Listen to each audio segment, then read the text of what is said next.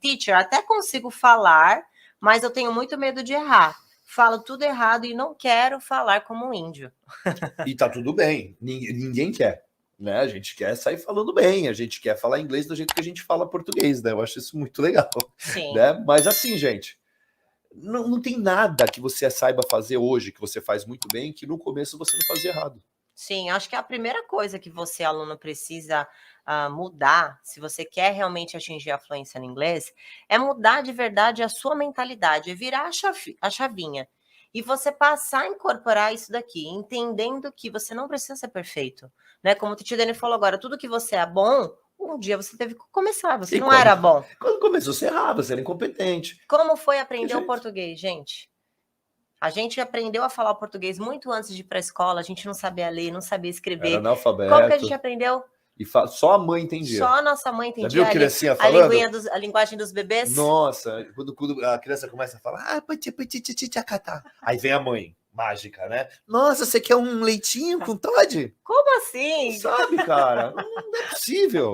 Só a mãe entende o que os filhos falam. E fala tudo errado. E aí, o que acontece? Fala mais errado, menos errado, menos errado, menos errado, até fazer o que vocês estão fazendo hoje. E vou falar mais. Português, o nosso português que a gente pratica no dia a dia, não é correto. Sim. É um português cheio de erros. Exatamente. Né? Imagina se eu estivesse esperando o meu português ficar perfeito para começar a falar. Até hoje não estaremos fluentes. Não, danou-se. E eu falo isso, gente, porque a gente sempre gosta de compartilhar as nossas histórias aqui com vocês também, né? Porque somos hoje mentores de inglês, né? E só que a gente já passou por essa jornada que vocês estão passando agora, né? E eu era uma pessoa muito crítica comigo mesma. E eu tinha essa imagem de que, essa sensação de que, olha, eu só vou falar inglês o dia que meu inglês estiver perfeito. E aí o que eu fazia? Eu fugia de todas as oportunidades que eu tinha, que eu pudesse me arriscar, que eu pudesse falar inglês, com medo de errar. E o que aconteceu? Ao invés de eu encurtar essa jornada, eu acabei deixando ela muito mais gigante, muito mais pesada, muito mais sofrida. Né? Sai pela culatra o tiro, né? A gente tá sempre numa cobrança, tá sempre, nossa, é ruim, a gente tá sempre se julgando. Olha que loucura isso, né? Olha só. Era desconfortável falar errado. Então o que eu fiz? Eu evitava de errar. Com o intuito de errar menos. Sim. Gente, mas é o contrário. Se você não quer mais errar, você precisa errar bastante. Porque quanto mais você erra, mais perto você fica do acerto. Exatamente. É louco, é justamente o contrário, é contra-intuitivo mesmo, né? E é justamente isso que a gente tá fazendo. Não tô dizendo, Titi, então tá tudo bem falar errado? Não. Não é que o objetivo final é falar correto, o mais correto possível, tá? O que eu tô dizendo é, não é possível você aprender a falar correto sem antes se permitir os erros. Exatamente. Você vai ter que errar e o objetivo final é o acerto. Mas para chegar até lá, gente, vai errar muito. Tem jeito. Tem até uma frase que a gente fala bastante na nossa imersão, que é a seguinte: The biggest mistake is not to make a mistake. O maior erro é não errar. Então, para você que está nessa jornada do inglês, gente, entenda, incorpore isso. Os erros vão fazer parte do aprendizado de vocês. Provavelmente vocês vão se identificar com o que eu vou falar agora, mas essa era uma mentalidade que eu tinha quando eu era aluna. Eu pensava assim, ó, tinha uma oportunidade, né? Várias oportunidades apareciam para eu falar com gringo, enfim, sei lá. Fazer novos amigos. E aí, o que eu pensava na minha cabecinha maluca? Eu falava assim, ó, eu não quero errar, eu não quero me expor, eu não quero mostrar para as pessoas que eu cometo erros. O que eu vou fazer? Eu vou ficar quietinha aqui na minha, que ninguém vai saber se meu inglês é bom ou ruim, e assim eu fico no 0 a 0. Ficava com essa sensação de que estava tudo certo. Mas eu já falo para você que pensa exatamente como eu pensava, que não é bem assim que funciona. Toda vez que você tem uma oportunidade de ir lá, falar inglês, se desafiar, e você não vai, você não fica no 0 a 0. Você fica no negativo. E a gente vai te explicar o porquê. O que acontece quando você tem uma oportunidade e aí você não faz? O que você está mostrando para o seu sistema? Tá vendo? Você realmente não consegue. Inglês não é para você, não. As pessoas falam muito sobre as crenças limitantes, né? Que é uma coisa real. Falando aqui rapidamente do sistema emocional, isso que ela está falando, né? Gente, toda vez que você, por exemplo, você tem uma ação, toda ação tem um resultado. Sim. Então, mas eu não fiz nada. Na hora de fazer, eu simplesmente não fiz. Então, não fazer nada também gera um resultado. Sim. Que é o que ela está falando. Gera um resultado o quê? Se eu não fiz nada, gente, Você pode mentir para todo mundo, mas você não consegue se enganar, Uhum. tá? Você não fez nada porque estava com medo, estava insegura, não quis errar. Cada um tem os seus motivos. Você gera um resultado de quê? Não consigo mesmo. Resultado de incapacidade. Só vai alimentando Alimenta o esse quê? monstrinho. Alimenta a tua crença limitante. Poxa, eu não consigo mesmo, Então, se você acredita que você não é bom, se você acredita que tá ruim, o que acontece? Você não se prepara direito. Uhum. E aí, quando você age, você não age. E você fica nesse ciclo pro resto da vida. Exatamente. Tá? E aí, o que acontece muitas vezes, Teacher Daniel, que eu passei por isso também. Ah, legal, poxa, eu tive uma oportunidade, não consegui lá falar com o gringo. Putz, preciso me preparar mais. Aí você vai, estuda mais vocabulário, aprende mais os tempos verbais. É aqui que tá o grande lance, gente. Tá? De tudo que a gente tá falando. Olha só. Aí você foi lá, você teve a oportunidade de falar, você não falou por quê? Cada um tem o seu motivo, mas um deles é, não, mas é que eu não tinha vocabulário. Se eu tivesse muito vocabulário, eu ia. Uhum. Ou porque eu ainda erro muito, eu preciso estudar mais gramática. Essas são as desculpas que se arruma para não fazer. Aí o que você fez? Pô, vou me preparar. Vocabulário, vou estudar a lista de vocabulário. Aí você estuda. Estuda os tempos verbais, porque falar tudo errado, errar os tempos verbais é uma coisa complicada, né? Legal. Aí o que eu vou fazer? Vou ter uma oportunidade. Aí eu vou lá e erro todos os tempos verbais. Uhum. Na hora de falar, eu travo. Esqueci todos os vocabulários. Tem que me preparar mais. Alguma coisa está de errado. Legal. Não estudei o suficiente. Aí aqui tá um embate. E tem gente que fica nesse ciclo aqui durante anos. Aí troca de escola, vai para outra escola, vai para outra escola e nada. Ou muito menos do que gostaria. A pergunta é, por que isso acontece? Justamente por esse gráfico que eu estou mostrando aqui, gente. As escolas de inglês, elas ensinam inglês. Só que a nossa mente, ela é uma máquina monstruosa. Ela aprende tudo que você ensina. Tem um detalhe. Ela aprende do jeito que você ensina. Exatamente. E aqui é que a gente volta a falar que a meta, o resultado que você busca é muito importante. Por quê? Para você entender essa atividade que você está fazendo é alinhada com o resultado, se ela gera o resultado que você quer.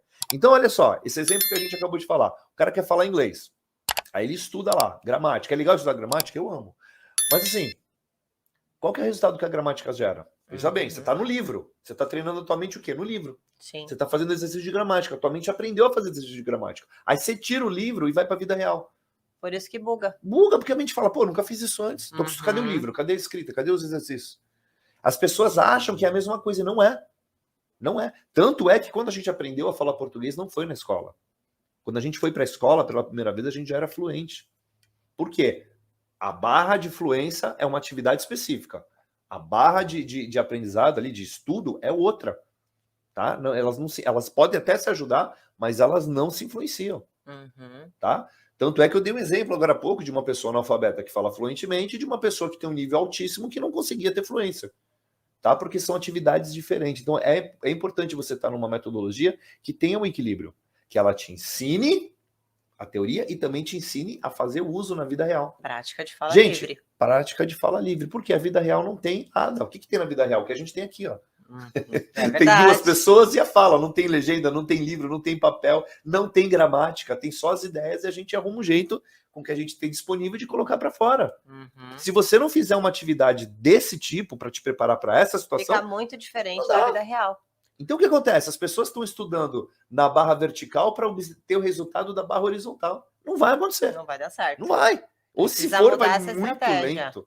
É um negócio muito lento, muita força e pouco resultado. É verdade. Entendeu? Por isso que a gente fala, se tiver para atividade certa, gente, é rápido.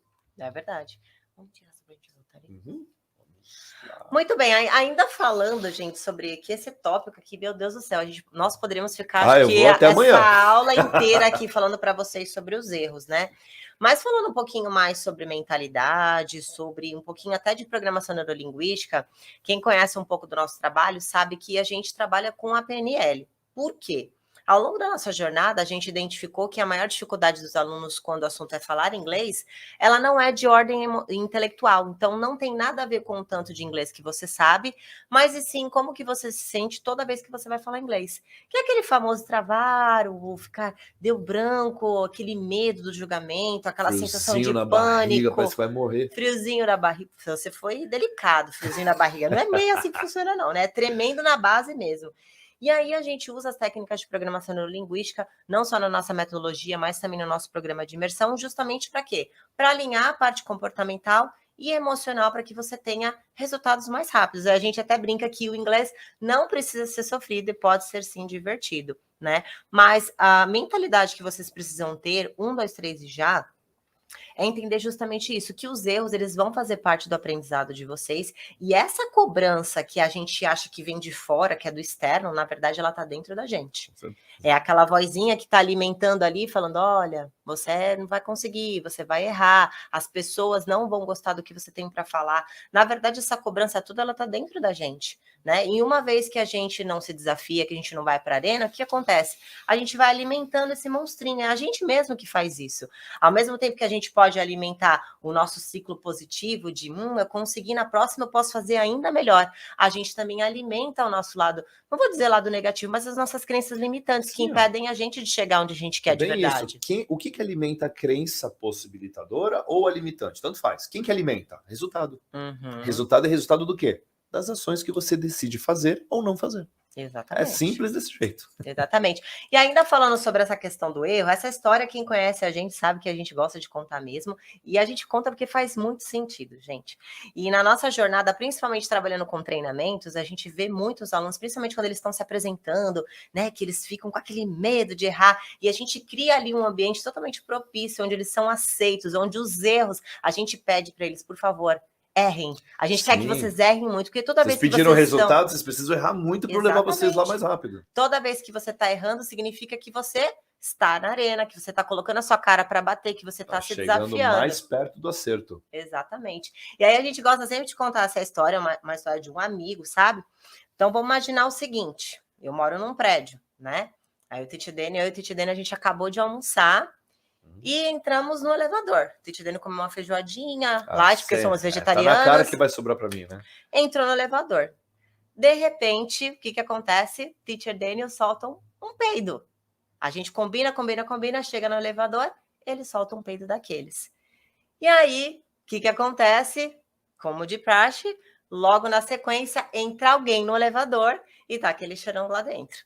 O que você acha que vai acontecer?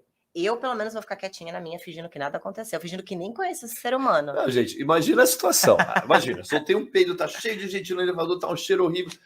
Eu vou chegar e vou falar, gente, desculpa. Foi eu, peidei mesmo. Quem não que devia fala, tá gente? peidando. Não devia ter feito isso, mas tá ruim, né? Desculpa, não vou fazer de novo. Gente, pensa, ter essa postura vai resolver o problema? Vai sair o cheiro vai sumir magicamente? Nada disso. Então agora o pessoal deve estar Mas, perguntando Titi, assim... o que isso tem a ver com inglês? Nada a ver, falando de peido com... Calma que vai fazer sentido agora. É para vocês lembrarem do seguinte, que erro é igual a peido. Vou explicar o porquê que a gente está trazendo isso daqui. Geralmente, quando alguém está se apresentando, ele está falando inglês, isso acontece muito. E geralmente, quando eles cometem um erro, enfim, esquecem alguma coisa, eles falam sorry, eles pedem desculpa.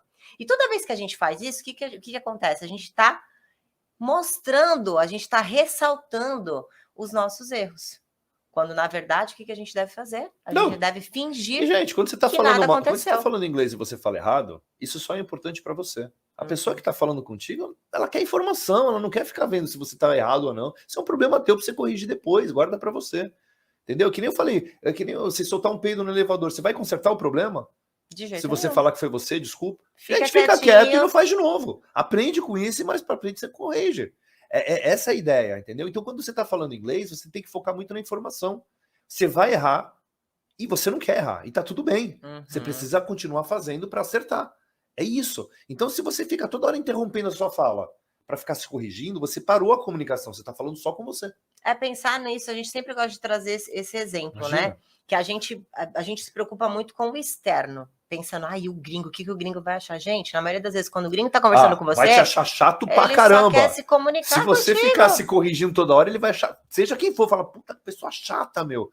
Caraca, dá 2 palavras e fala sorry e começa a se corrigir. Não, e pensa nisso, quando a gente tá falando português, a gente comete erros até hoje, gente. O nosso português não é perfeito. E pessoas que ficam corrigindo erros são chatas. Fala, meu, para, que pessoa... Exatamente. Em português, quando a gente comete um erro, a gente pede desculpa? Não, a gente simplesmente continua. Na maioria das vezes passa batido, e o mais importante é o quê? Entregar a mensagem. Então, essa é uma mentalidade que vocês precisam ter também. Olha só as mágicas, hein? Eu, por exemplo, aqui remeti um monte de erro já.